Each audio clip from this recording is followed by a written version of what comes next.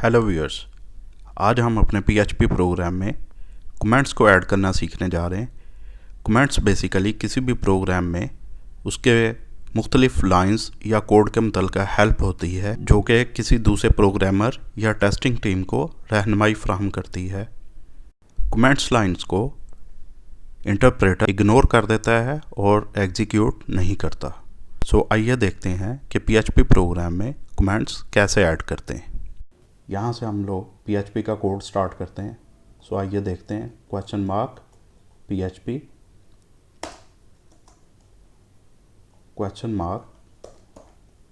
और closing bracket.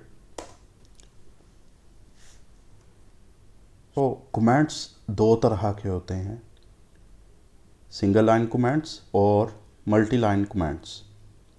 सो आइए इनके एग्जांपल्स देखते हैं। This is single line comment example, यानी सिंगल लाइन कमेंट के लिए आप लोग 2 दफ़ा फॉरवर्ड स्लैश का इस्तेमाल करते हैं। इसी तरह मल्टी लाइन कमेंट के लिए forward slash asterisk, this is multi line text example, I am adding